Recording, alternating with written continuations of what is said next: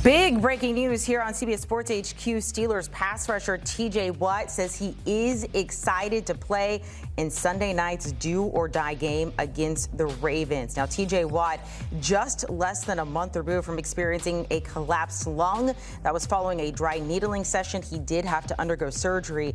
TJ Watt, look, incredible pass rusher, ranked second on the team with 7 sacks this season. The Steelers do have to beat the Ravens Sunday night in order to win the AFC North, punch their ticket to the postseason. If not, they are done for the year. Let's welcome in two-time Super Bowl champ with the Pittsburgh Steelers, Bryant McFadden here. B-Mac, you already told us you're pretty confident of the Steelers heading into this game. This sounds a little scary for me. I would need to just really trust this medical team that TJ Watt's ready to go for this game. Yeah, I was going to say this was expected, but not for the public. I expected this because kind of hearing what was going on leading up to the announcement today, I was expecting him to be out there ready to go Sunday night. He's ready to go from everything that I've heard. I've heard he's ready to go, no discomfort. He's ready to go out and make a significant impact, and we need TJ Watt. We know the difference maker that he has been when he's been in the lineup. And it's not just about sacking the quarterback, Amanda. His ability to turn the football over. I mean, he's a guy that searches for the football anytime he makes a tackle, anytime he gets his hands on quarterbacks. So having him in this win and get into the playoffs or lose and go home, this is what you want because you're already shorthanded not having Darnell Washington and, of course, DK Metcalf. So I think the most important question for me that I'm waiting to see exactly how they will utilize TJ Watt. Will he be an every down player or will he be a situational, a defensive player for them, mostly in passing opportunities? Who knows? But one thing I can say, in the absence of TJ Watt, they've done a really good job, being able to be better against the run with this all hands on deck mentality that we've seen from the Pittsburgh Steelers. So having 90 back in the fold, it just makes everything flow even better. The fans would be fired up to hear that he's ready to go, and you better believe the morale of the team has heightened dramatically, knowing that 90 will be out there. One of the biggest leaders, maybe the biggest leader on that team. As you said, we'll see if he's ready to fully go or if on some sort of pitch count. The Steelers taking on the Ravens Sunday night. They are a 3.5-point underdog at home going up against the Ravens. But if you take a look at their last time home divisional games, they've been absolutely incredible, sitting there with an 8-1 record. All right, in terms of both the AFC and the NFC are still up for grabs. Not just that, as of right now, only one team knows what seed it's going to be, and that's the Packers. 4 divisions still have to be decided: the AFC North, the AFC South, the NFC South, and the NFC West. The first game of the weekend, Bucs and Panthers in Tampa, 4:30 Eastern. If the Panthers win, they take the NFC South and are in the playoffs. In order for the Bucs to clinch that division and a spot, they have to win, and they need the Falcons to lose to the Saints on Sunday. It would be the 5th straight NFC title for Tampa. However, for Carolina, it would be their first time to win the division since 2015, their first playoff appearance since 2017. They are currently tied for the second longest active playoff drought in the NFL. Now, as for the Bucs, they enter the game as a 3-point favorite, but nothing has been smooth sailing for this team recently. They have lost 4 straight, 7 of their last 8. Thankfully, they started the season 6-2. That's their only saving grace right now. If they do manage to make the playoffs, they would be the first team in NFL history to finish 2-7 or worse in their last 9 games and still make it to the postseason. So how do we bet on all of this, specifically this game getting underway? Let's send it over to Jacqueline and Mackenzie Brooks. How do I make some money on this, guys? All right. Thanks, Amanda. I'm not going to help you in that department, but that is why we have Mackenzie Brooks here from Sportsline to walk us through it. We're going to break it all down, starting with the NFC South. Amanda laid it out perfectly. It's win and you're in for the Panthers. Simple as that, right? And then for the Bucs, they got to win and they need a little bit of help. So what is the Sportsline model? Kind of walk us through this, Ken, as to where you're giving the edge to for each team in every single department. Right. So you see the projected score up here, and then these are kind of the key factors as to why we end up this way. You're seeing these white numbers on the right here. That's where we're adding plus 2.5 points, plus another half point, and that's how you come up with the score that you're seeing up at the top. So we do like the Bucs to win this game. There's a few key factors why. One of them being the passing yard advantage that you're seeing right here, projected 236 yards for Baker Mayfield.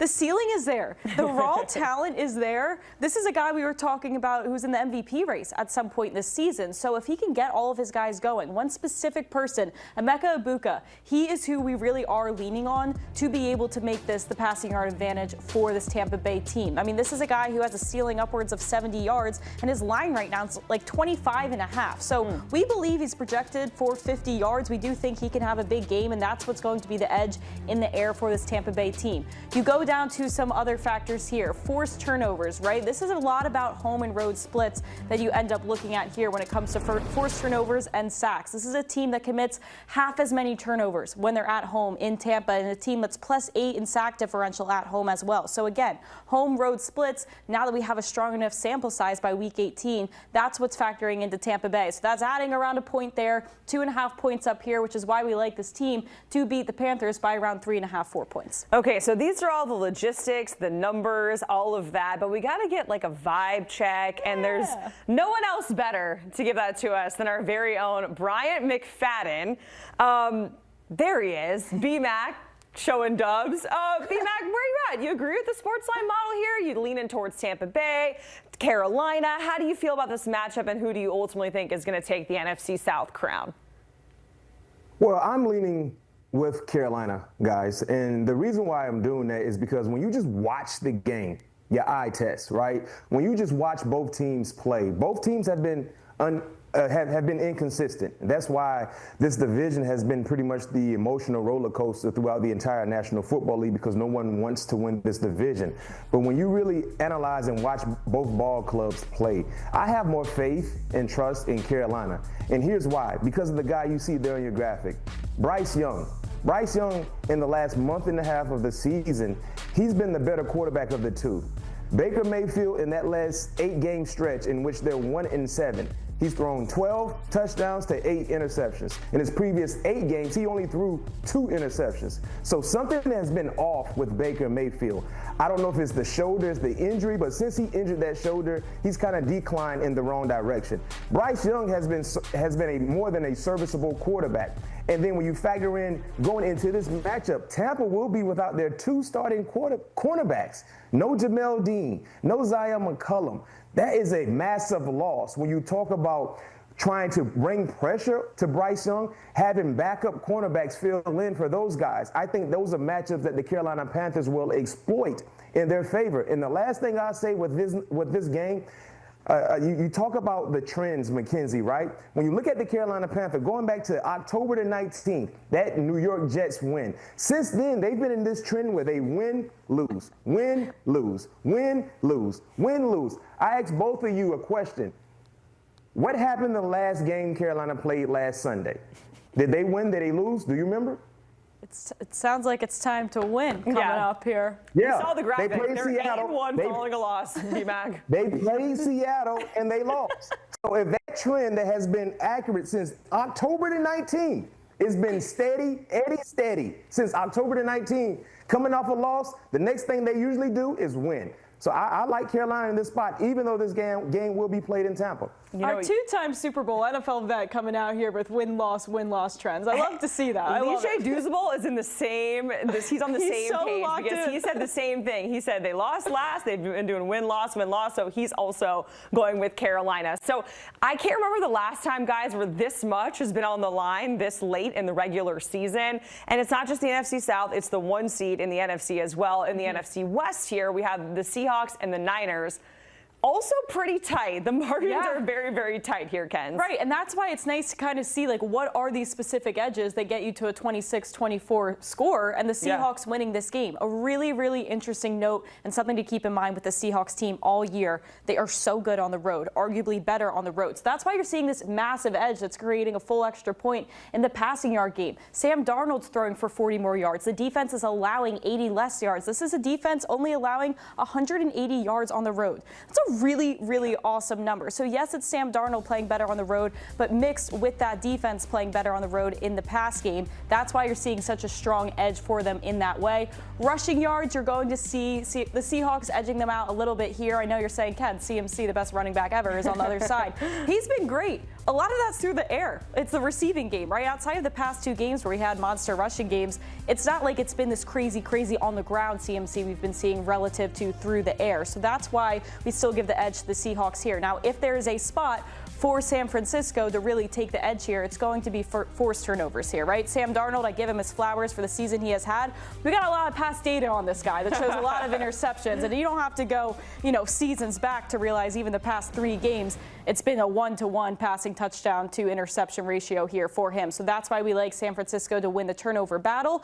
Doesn't necessarily have to be correlated to sacks here because, again, we give Seahawks the edge here because of all those injuries you're seeing with the pass rush for San Francisco. So could be forced turnovers, not necessarily sacks here. And again, the touchdown rate, which is basically the percent chance you're going for a field goal instead of a touchdown, is around the same. But through the air is really where you're going to see the difference here. Okay, so the Sportsline model overall giving a slight edge to Seattle. B-Mac, are you on the same page as the Sportsline model, or are you kind of leaning towards the Niners? Where are you at on this matchup here with the NFC 1 seed on the line? Yeah, I'm leaning towards the Niners, Jacqueline. When I look at this matchup, I think it's an even matchup for real. I really respect both sides. Both coaches clearly should be in the Coach of the Year conversation. But when you look at this scenario, this opportunity for both teams, it's basically like a Game 7. You win, you get number 1 seed. You lose, you're playing in the first round of the playoffs. So 2 things that I look at, right? I look at the quarterback matchup. Who do you trust more? I think we all would say we trust Brock Purdy more so than Sam Darnold, especially from what Brock has done in the last 6 ball games. He's been the hottest quarterback in the National Football League, hibachi hot. Over 70% of his passes, 19 total touchdowns in 6 games, 19 total touchdowns. That's unbelievable. And then I look at the coaching matchup. I respect both coaches, so that could be a wash, right? But when you look at the quarterback matchup and seeing how well Brock Purdy has played, and Sam Darnold kind of tailed off a little bit, even though he's playing really, not really good football, but good enough football, he's kind of tailed off. Let's go back to what we saw last week against Carolina. It was the defense creating that fumble that jump-started the positive success for Sam Darnold in the offense. Let's go back a week ago against the Los Angeles Rams on a national stage. It was the special teams unit that jump-started the efforts. Going back to the Atlanta game, it was the special teams unit. So Sam Darnold has kind of been the passenger rider in that Uber car over the last few games, and then he eventually got into the driver's seat. Well, when it comes to Brock Purdy, he starts the road trip off driving. He's not in the passenger seat. He's always in the driver's seat. He's been in the driver's seat. So I think his ability to drive and not be a passenger rider will play major dividends for San Francisco finding a way to win this ball game. The last thing I say in terms of analytics and numbers, when you look at San Francisco in the last 5 primetime games, they're 5-0. When you look at in the last 8 meetings between San Francisco and Seattle, San Francisco, they're 7-1 against the Seattle Seahawks in the last 8 meetings. So they've been owning the Seahawks as of late. Those are trends that I got to follow. Sounds like trends that have been going on a little too long. You might have to fade. I ask you this, though, B-Mac. Take the numbers out of it. Take the data out of it. Wouldn't it be so Sam Darnold to win this game, to get the 1 seed, and then he crashes and burns in the playoff? Like, I think that'd be the most classic Sam Darnold Seahawks scenario here. They win this game, and then they do absolutely nothing with it in the playoff. Well, I don't know if Seahawks fans will love to hear you say that because I feel like they want to see a significant playoff run. So if that's the case, I don't know if they're really backing you with that. But one thing I can say with this matchup, man, it's just about – remember what we saw with Sam Darnold last season and how at the end of the season he kind of tallied off a little bit? He kind of flatlined, and then, of course, that led into a playoff short stay. We're kind of seeing the same thing in how he's played in the last few ball games in the regular season. So I think that's a major factor for me in picking who will win this ball game, even though I love Seattle's defense. They have one of the best pressure rates in the National Football League, and, of course, they sack the quarterback at a high rate. You can't say the same for San Francisco, but they get timely stops. And when you're playing against a quarterback like Sam Darnold that hasn't really been throwing the football with a lot of confidence, you can get those timely stops to give your offense extra possessions. So at the end of the day, that quarterback match is very important, and I got to go with the hottest quarterback. I love that we basically said Brock Purdy is not a passenger princess, so yes, that is why we are rolling with him. He is in the driver's seat. Okay, B-Mac, I'm most excited to chat with you about this next one. Here we go. And we got to break down the numbers first. The AFC North, it is coming down to the wire. All the Steelers had to do was beat the darn Browns, and they did it. And here we are. Yeah. And you guys, when we break down all the numbers, Sportsline, giving a slight edge to the Baltimore Ravens. Yes. Can I make something clear? Like, the Steelers offense and the Steelers defense rank bottom third in the NFL in just about everything that matters, right? I mean, so that's where we're at with this team. So I'm not saying Baltimore is the best team since sliced bread. They're just playing a little bit better and have a higher ceiling than what you're seeing with the Steelers here. And we only have them projected to win this game by 2 points. Now, a few things are going to be a wash here when you look at all the projections. You're going to see the passing yards essentially the same projection for both of them. But then you got this guy named Derrick Henry that's going to probably produce you close to 3 points when you put it all together on the ground. Now, as far as forced turnovers and sacks, again, this is where the Steelers keep this game close and why it's only a 2-point victory. These numbers are negating what you're seeing here. The forced turnovers are mostly just fumbles and self-inflicted wounds from Baltimore. Like, they can't get out of their own head, and the untimely fumbles by everybody, Lamar, Derek, Zay, all of them, that's going to be the issue here. So if they can control their own football and have some ball security, that's going to help them. But right now the model's seeing that this is an opportunity for the Steelers to come in here and make the game close. You're going to see the same situation with the sack differential as well. What I will say, you're seeing a big gap with the touchdown rate here. Again, percent chance of settling for a field goal or converting that into 6 points or 7 points with the touchdown here. I think, and the model thinks, you're going to see the Steelers settle for field goals a lot more. You don't have DK. You don't have Darnell Washington, who is kind of emerging as an offensive threat here as well. You saw what they were able to do against Cleveland. So that is going to be where you're seeing another edge and about another point to go to the Baltimore side here. But again, overall, when you break these down, it's going to be a very, very close game. And King Henry. I knew it. There it is. I knew when we came back to Bryant McFadden, he was going to have his jersey, his terrible towel, and all the things. All right, B-Mac, take it away. First of all, this is Super Bowl 43, and this jersey was never washed. It smelled I know, like you love a to remind win. us of that. That it has never been washed. It's never been. It smells like a win because we won in this jersey. This is authentic right here. Super Bowl terrible towel. See, you can't get these terrible towels anywhere. You got to be in the big game to get these kind of terrible towels. I got a few of them laying around in the house. I wanted to get my helmet, but I didn't get a chance to disconnect my IFB because I want to put my helmet on, let you guys know exactly the mindset that I'm in right now, and the same can be said for the rest of Steeler Nation. I can care less what Sportsline is saying about those numbers. I'm taking Pittsburgh. You know why? One thing I know about this matchup, and hearing that Lamar Jackson will play, the Pittsburgh Steelers, they've been Lamar Jackson kryptonite his entire professional career. He struggled against the Pittsburgh Steelers mightily, right?